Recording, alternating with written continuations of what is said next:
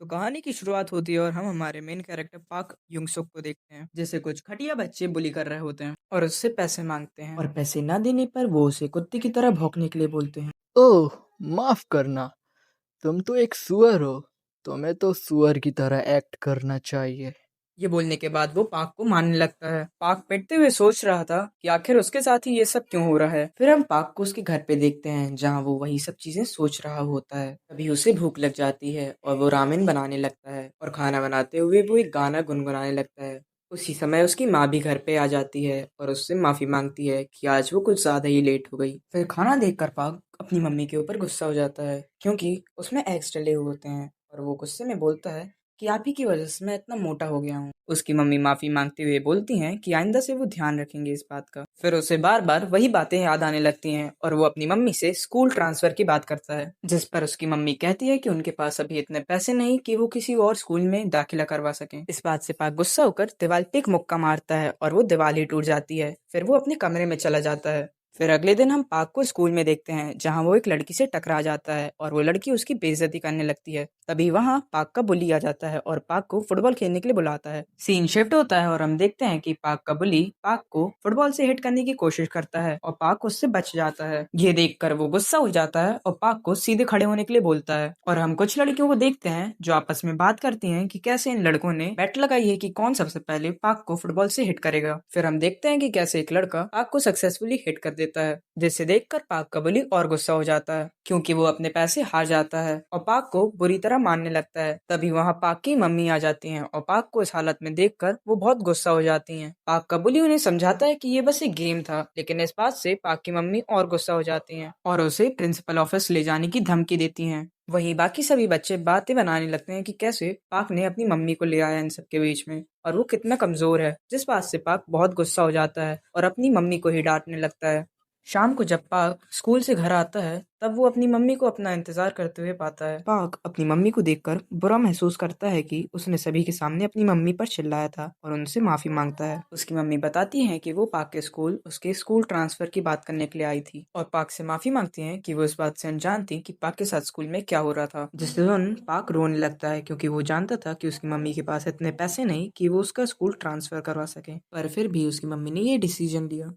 फिर हम कुछ दिन बाद का सीन देखते हैं, जहां पाक एक नई जगह पर अपना अपार्टमेंट ढूंढ रहा होता है और कुछ देर बाद उसे उसका अपार्टमेंट मिल जाता है, जिसे देख वो सोचता है कि ये मेरी एक नई शुरुआत होगी। भले ही पाक का नया घर थोड़ा छोटा था, पर उसे इस बात से कोई दिक्कत नहीं थी। फिर वो अपनी मॉम को कॉल करके बता देता है कि वो सही सलामत अपने अपार्टमेंट तक पहुंच गया और कैसे ये अपार्टमेंट उसके लिए परफेक्ट है। फिर पाक अपने नए घर के लिए थोड़ा सामान लेने के लिए बाहर निकलता है।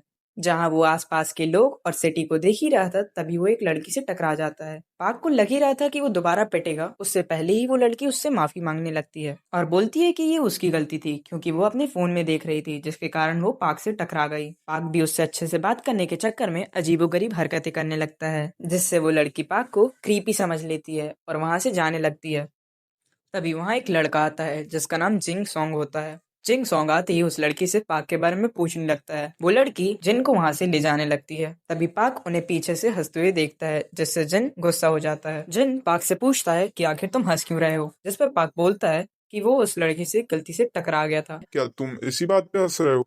पाक बात को संभालने के लिए उसे कॉफी पे इनवाइट करता है, पर इससे जिन और गुस्सा हो जाता है और वो पाक को मारने लगता है। वो लड़की भी जिन को रोकने की कोशिश करती है, पर फिर भी जिन रुकता नहीं और वो पाक को मारते रहता है। वहीं आसपास के लोग पाक की वीडियो बना रहे होते हैं और उस पर हंसते हैं। फिर हम पाक को इंस्टा चलाते हुए देखते हैं, जहाँ वो देखता है कि उसकी मार खाती हुई वीडियो पूरे इंस्टा पे वायरल हो गई है और कमेंट्स में सभी लोग उसका मजाक उड़ाते हुए उसकी बेइज्जती कर रहे हैं। और ये सब देखकर पाक रोने लगता है और सोचता है कि आखिर वो भी एक इंसान है और सभी लोग उसके साथ ऐसा क्यों करते हैं, आखिर उसके साथ ही ऐसा क्यों होता है। ये सब चीजें उसके साथ नहीं होनी चाहिए और कोई और भी ये सब चीजें डिजर्व नहीं करता, और वो रोते रोते सो जाता है।